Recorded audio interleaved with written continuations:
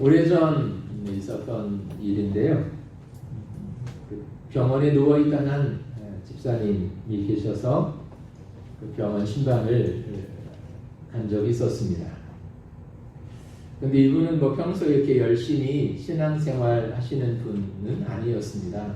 그러니까 부인 집사님을 따라서 가끔 한 번씩 교회에 나와 예배 드리는 그런 정도의 신앙생활을 하는 분이셨기 때문입니다. 그런데 이분을 그 병원에서 신방하고 간단하게 또 말씀 한 구절 읽고 말씀을 전하는 가운데 이분이 전혀 생각하지 못했던 뜻밖의 말씀을 하시는 것이었습니다. 어떤 이야기냐면 저에게 한 가지 소원이 있습니다 그러시더라고요. 그래서 이분이 좀 병 때문에 입원해 계시니까 빨리 퇴원하고 싶다 그런 말씀을 하시는가 보다 그랬는데 그런 말씀이 아니었던 것이죠. 저에게 하나의 소원이 있는데 그것은 다른 것이 아니라 내가 이 병상에서 다시 회복하고 일어나서 가족들과 함께 교회에 나가서 꼭 한번 예배 드리고 그리고 나서 죽었으면 좋겠습니다. 그런 말씀을 하시는 것이었습니다. 그런데 이분의 말씀은 저에게는 전혀 의외의 아주 뜻밖의 말씀으로 들렸습니다. 왜냐하면 평소에 그런 분이 아니었기 때문이었습니다. 그러면서 드는 생각은 이분이 평소에는 그렇게 대충 가끔 한 번씩 부인 집사님 따라와서 교회에서 예배 드리는 정도의 신앙생활을 하는 분이구나. 겉으로 보면 그 정도의 생각밖에 안 들었는데 그런 이분의 마음속에도 하나님의 집에 대한 또 하나님을 예배하기 원하는 그런 마음이 있었구나. 그런 생각들을 하게 되어졌습니다. 또 이분을 보면서 드는 생각은 사람들은 자기가 그 어떤 것을 잃어버리고 나서야 그것의 어떤 가치를, 그것의 소중함을 나중에 돼서야 깨닫게 되는구나. 그런 것들을 또 생각하게 되어졌습니다. 아마 이분만 그런 것이 아니라 우리들도 대부분 그럴 것입니다. 평소에는 잘 모르는데 어떤 것을 잃어버리거나 없어지거나 그런 다음에야 이게 얼마나 소중한 것인지, 이게 얼마나 가치 있는 것인지 그런 것들을 깨닫게 되는 경험을 우리는 다 한두 번 해보게 되어졌을 것입니다. 오늘 우리가 이 시편 84편의 말씀을 읽었는데요. 사람들은 이 시편 84편을 기록하신 이 분도 아마 그 마음속에는 성전에 나가서 하나님을 예배하고 하나님을 찬양하고 또 성전에서 하나님의 사람들을 만나 교제하기 원하는 그런 마음은 있었지만 어떤 이유에서인지 마음은 있지만 그렇게 할 수 없는 어떤 형편과 사정 가운데 있을 때 이 시편 84편을 기록했을 것이다. 이렇게 이야기를 하고 있습니다.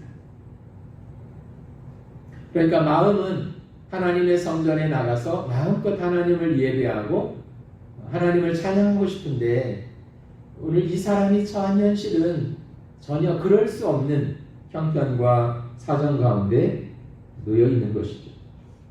그래서 이 시편은 84편은 나중에 그 예루살렘에서 살다가 흩어졌던 이스라엘 백성들이 1년에 한 번씩 그 예루살렘 성전으로 다시 돌아와서 다 같이 모여서 하나님을 예배하는 그런 날들이 있었는데 그때 멀리서부터 예루살렘을 향하여서 그 예배하기 위해서 순례의 길을 걸어갈 때 그때 이 시편 84편의 말씀을 또 묵상하고 또 이 시편을 노래하면서 그렇게 예루살렘을 향해 걸어왔다고 합니다.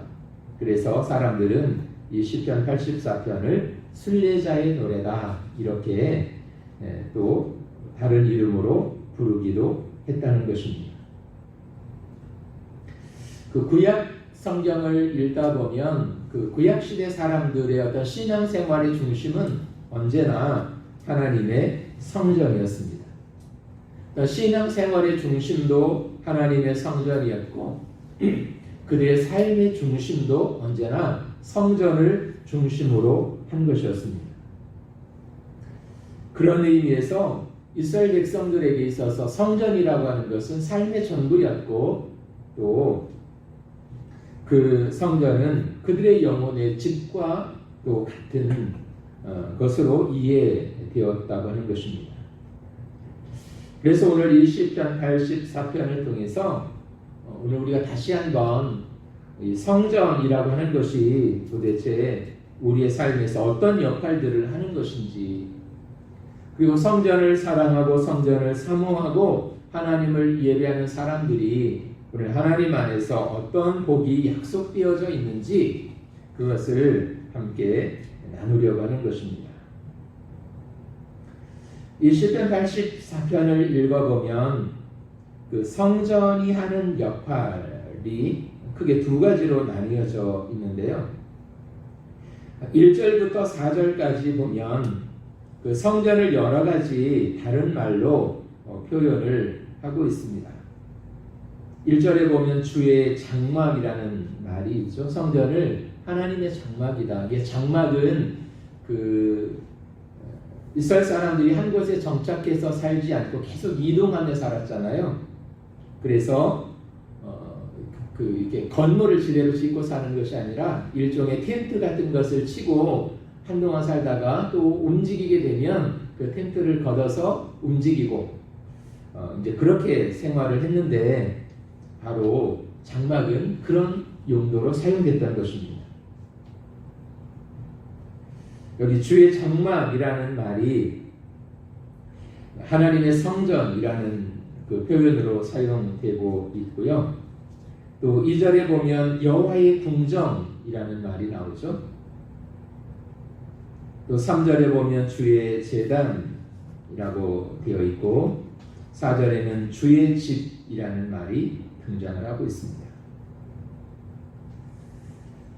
주의 장막이라든가 여호와의 궁정이라든가 주의 제단이나 주의 집이라는 이 다양한 말로 하나님의 성전이 표현되고 있는데요.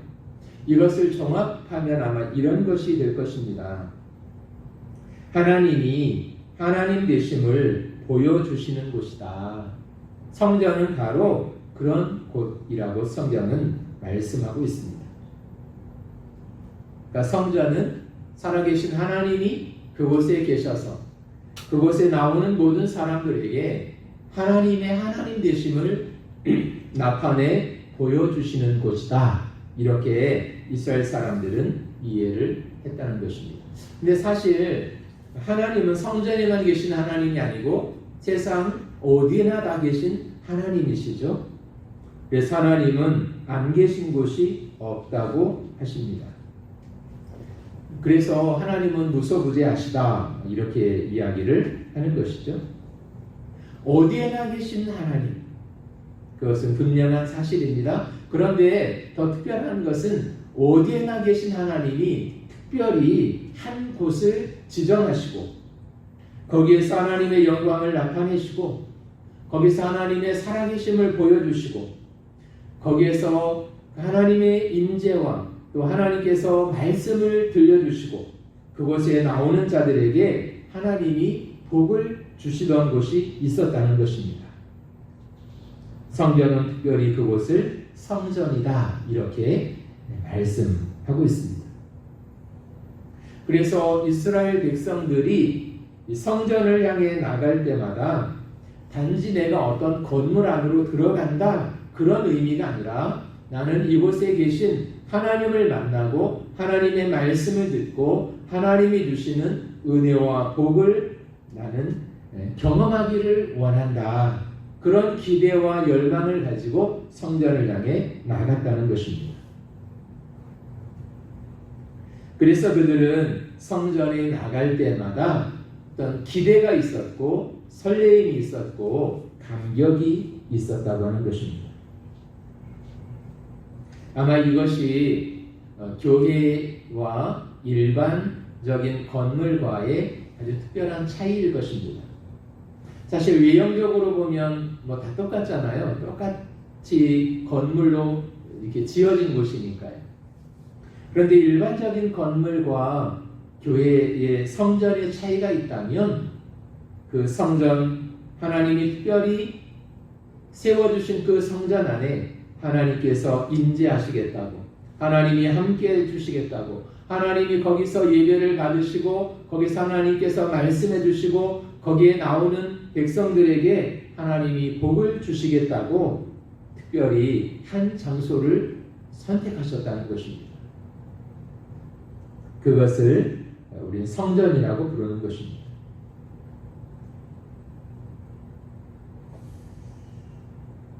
또 두 번째로 성전을 사모하는 사람들, 하나님의 성전 앞에 나오는 사람들에게 하나님께서 약속하신 축복이 있는데요. 그것은 하나님께서 그 성전에 나온 사람들에게 새 힘을 주신다고 말씀하고 있다는 것입니다. 5절을 보시면 주께 힘을 얻고 그 마음에 시온의 대로가 있는 자는 복이 있나이다 이렇게 되어 있죠.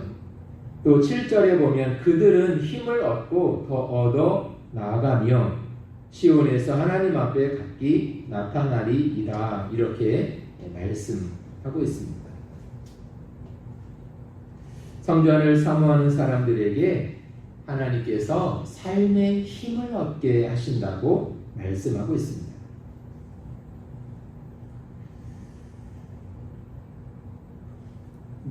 그 옛날 예루살렘 성전을 향해서 순례하던 그 순례자들의 마음속에 하나님의 성전에 나가서 우리가 하나님을 예배할 때 하나님이 우리에게 복을 주시고 우리에게 말씀해 주시고 또 우리에게 은혜를 주실 것이다. 그런 기대를 가지고 걸어갈 때 그들은 마음에 큰 힘을 얻게 되어졌다는 것입니다.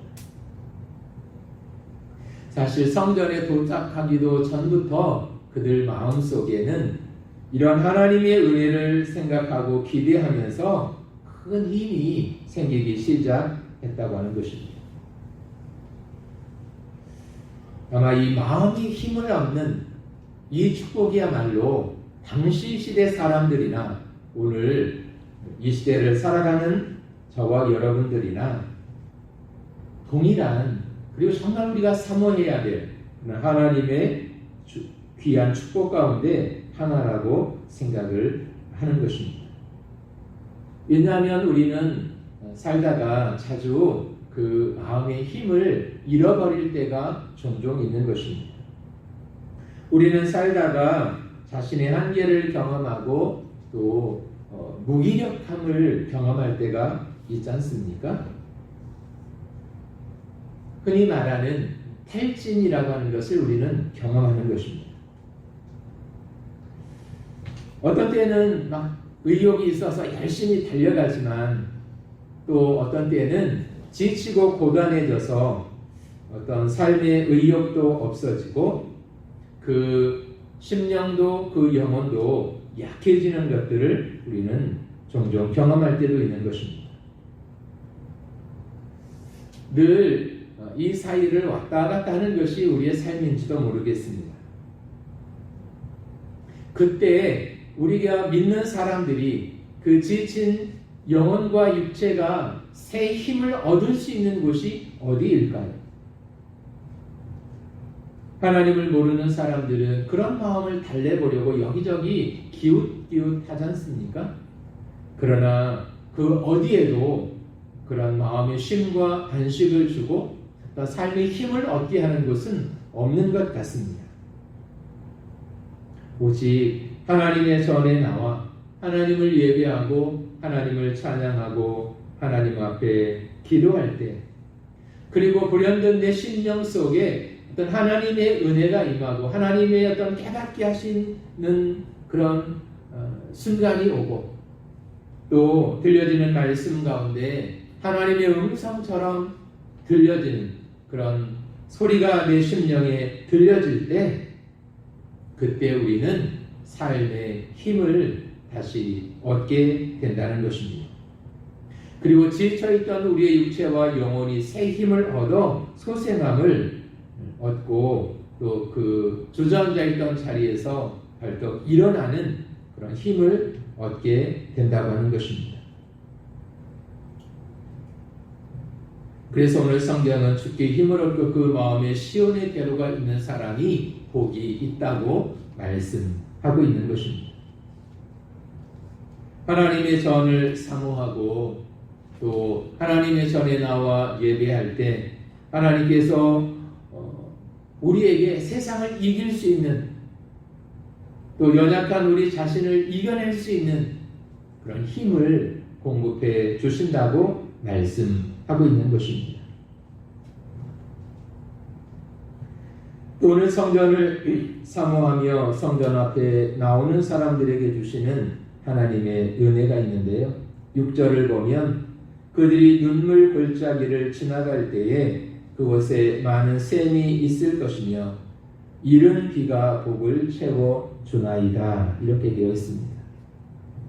여기 눈물 골짜기라는 말이 나오고 있죠. 그리고 눈물 골짜기에 반대되는 표현으로 많은 샘이라는 표현이 등장을 하고 있습니다. 처음에는 이 사람이 살아가는 인생의 걸음이 마치 눈물 골짜기를 걸어가는 것 같은 그런 삶의 순간들을 지금 맞이하고 있는 것입니다. 이 눈물 골짜기라고 하는 말에 가지고 있는 본래의 뜻은 숨 막히는 골짜기라는 뜻을 가지고 있습니다. 그러니까 문자 그대로 하면 하루하루 살아가는 삶의 그 순간들이 정말 숨이 막히는 것 같은 그런 그 팍팍함을 경험하고 있는 것입니다. 그래서 그 숨 막히는 이 골짜기를 걸어가면서 눈물 흘릴 수밖에 없는 그런 현실들을 지금 이 사람이 가지고 있는 것입니다. 그런데 지금 삶의 현실은 그런데 그 사람이 성전을 사모하면서 하나님의 은혜를 사모하면서 그 하나님의 전을 향해 나아갈 때 하나님께서 그 마음을 바꿔주시고 그런 환경들을 변화시키는 은혜를 주심으로 말미암아 기쁨의 샘이 그 심령으로부터 터져나오는 그런 은혜를 입혀주기 시작했다고 하는 것입니다. 처음에는 마치 숨 막히는 이 눈물 골짜기를 지나가는 것 같은 그런 삶의 길을 걸어갔지만 그가 하나님을 바라보고 성전을 향하여 나아갈 때 하나님께서 그 심령에 은혜를 부어주심으로 말미암아 그 마음에 흘러넘치는 하늘로부터 임하는 하나님의 더 좋은 은혜의 샘이 심령으로부터 솟아나게 됨을 경험하고 있었던 것입니다. 사실 오늘 우리에게도 이런 은혜가 없다면 우리가 어떻게 우리에게 주어진 이 삶의 길을 걸어갈 수가 있겠습니까? 왜냐하면 우리가 살다 보면 정말 눈물 나는 일들을 경험하게 되지 않습니까? 그래서 눈물이 없는 사람은 없는 것입니다. 또 마음에 상처가 없는 사람도 없는 것입니다. 누구나 다 마음의 상처들을 안고 살아가는 것입니다. 또 저마다 어떤 삶의 무거운 짐을 지지 않은 사람도 없다는 것입니다. 겉으로 보면 모든 사람들이 다 행복한 것 같고 아무 문제 없는 것처럼 보이지만 또 그 속을 들여다보면 각자 져야 되는 무거운 삶의 짐들이 있고 삶의 고통이 있고 지나온 삶에 대한 상처들을 안고 살아간다는 것입니다. 또 이런 것에서 제외된 사람도 없는 것입니다. 그러나 성전에 나와서 하나님의 은혜를 경험하고 하나님의 은총을 경험하면서 이런 고통을 이길 수 있는 위로와 치유를 경험하게 될 때 눈물 골짜기를 지나갈 때 그곳에 많은 샘물이 있을 것이며 이른 비가 복을 채워주시나이다. 이런 고백을 할 수 있게 되어진다는 것입니다.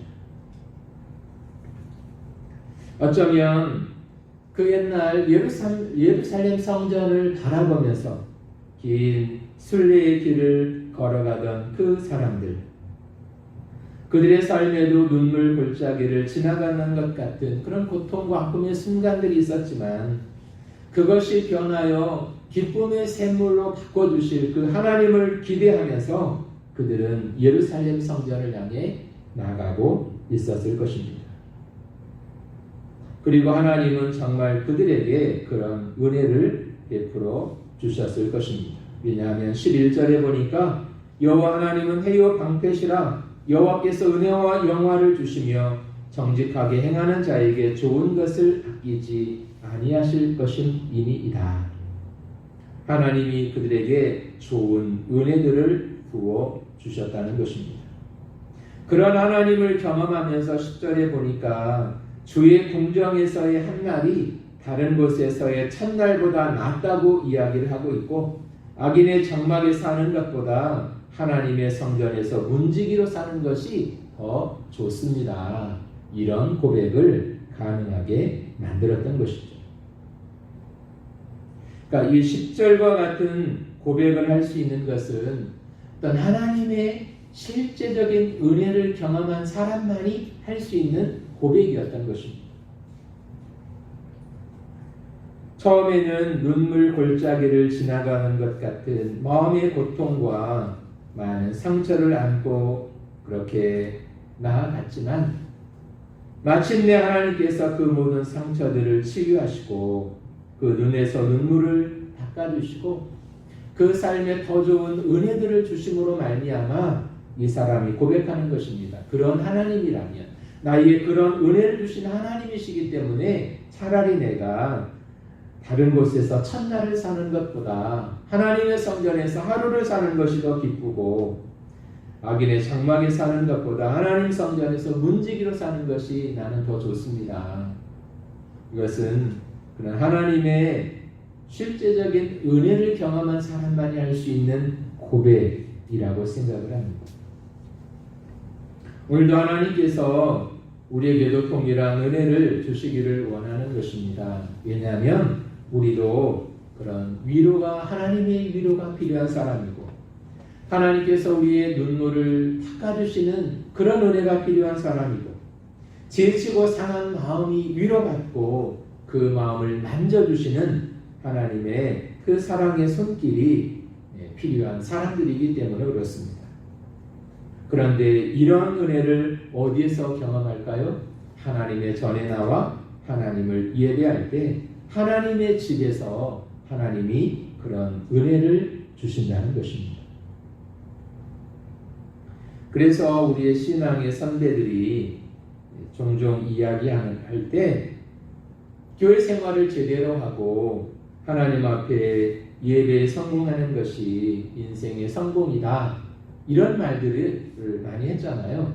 어쩌면 그것은 그들의 실제적인 삶의 경험을 통해서 배운 진리인 것 같습니다. 왜냐하면 지치고 곤고해진 인생이 다시 세상을 살아낼 수 있는 힘을 얻는 것도 사실은 성전이고 성전에 계신 하나님의 은혜를 경험할 때 가능한 일이기 때문에 그렇습니다. 하나님 오늘 저와 여러분에게도 성전에 나와 예배할 때마다 그런 은혜를 베풀어 주시기를 원합니다. 또 우리가 성전을 향해 나올 때마다 은혜 주실 하나님을 바라보고 그 하나님을 기대하는 그런 마음으로 하나님의 전을 향하는 발걸음이 되어지기를 원하는 것입니다. 마지막으로 오늘 하나님의 성전을 사모하고 하나님 앞에 나오는 사람들, 그들에게 주시는 복이 있는데요. 9절에 보니까 우리 방패이신 하나님이여 주께서 기름 부으신 자의 얼굴을 살펴보옵소서, 이렇게 되어 있습니다. 여기 하나님을 방패에 이렇게 비유를 하고 있습니다. 방패라고 하는 것이 무엇입니까? 전쟁에 나갈 때 병사들이 어떤 적의 칼이나 화살의 공격으로부터 자신을 보호하기 위해서 방패를 들고 나가지 않습니까? 그리고 그 방패는 자신의 목숨을 보호하고 지켜주게 될 것입니다. 그런데 전쟁터에 나가는 병사가 방패를 잃어버렸다고 생각을 해보십시오. 서로 죽고 죽이는 치열한 싸움이 벌어지는 그 전쟁터에서 방패가 없는 병사란 얼마나 무기력하고 위험에 노출되게 될까요? 그러나 반대로 모든 것을 다 막아낼 수 있는 든든한 방패를 들고 있는 병사의 모습을 한번 생각해 보십시오. 그리고 나서 이 우리 방패이신 하나님이여, 이 구절을 우리가 깊이 한번 생각해 보시기 바랍니다. 우리가 주어진 인생을 살아가는 동안 그 과정 속에 참 많은 난관들이 그 난관들을 종종 만나게 되는 것 같습니다. 우리 어떤 짧은 어떤 지식이나 경험이나 어떤 삶의 경험을 가지고 그런 것들을 이렇게 이겨보려고 하지만 뜻대로 또 생각대로 잘 되지 않아서 또 염려하게 되고 불안해하게 되고 때로는 주저앉게 되고 그런 삶의 난관들을 종종 경험한다는 것입니다. 그럴 때 하나님께서 이 말씀처럼 우리의 방패가 되어 주셔서 우리를 보호해 주시고 우리와 함께 하신다면, 또 그것을 삶에서 경험하고 있는 사람이라면 그는 결코 절망하지 않을 것입니다. 그리고 마침내 그 사람은 승리의 노래를 부르게 될 것입니다.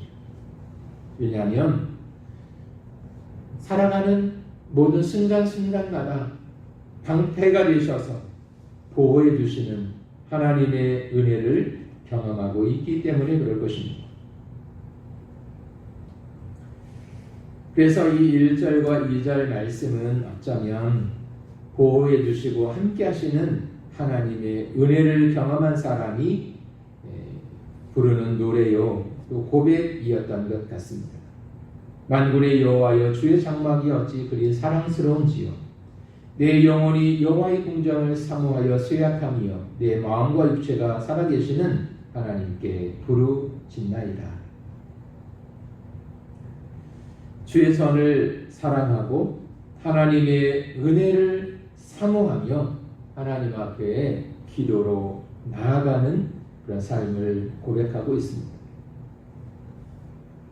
그리고 12절에 보면 만군의 여호와여, 주께 의지하는 자는 복이 있나이다, 이렇게 말하고 있습니다. 주님, 하나님을 의지하는 사람이 복이 있는데 그 하나님을 의지하는 표현이 어떻게 나타났냐면 성전에 나와 예배하고 찬양하는 것으로 그렇게 그 하나님을 의지하는 것이 표현되고 있다라는 것입니다.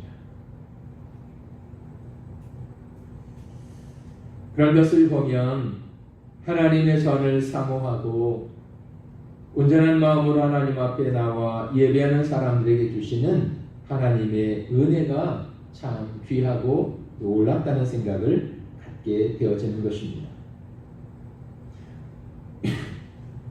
오늘 저와 여러분들이 주의 전을 사모하고 하나님의 임재를 사모하고 하나님께서 예배할 때마다 나에게 말씀을 들려주시기를 기대하는 그런 마음을 가지고 나올 때 우리는 예배 가운데 살아계신 하나님의 영광을 경험하게 되고 또 하나님이 우리의 삶을 붙잡아 주심을 경험하게 되고 하나님의 위로와 하나님의 치유를 경험하면서 우리는 계속 승리하는 사람으로 살아갈 수 있게 되어질 것입니다. 그래서 성전은 우리의 영혼의 집이라고 말할 수 있는 것입니다. 기도하겠습니다. 참 좋으신 아버지 하나님, 우리의 영혼의 집인 성전을 우리에게 허락해 주시고 이곳에 나와 하나님을 예배하고 하나님을 찬양할 때마다 하나님이 사랑하시는 주의 백성들을 이곳에서 만나 주시고 이곳에서 위로해 주시고 이곳에서 마음이 힘을 얻어 세상에 나가 승리하는 자들로 살아갈 수 있도록 하나님이 복을 내려 주시옵소서. 예수님의 이름으로 기도합니다. 아멘.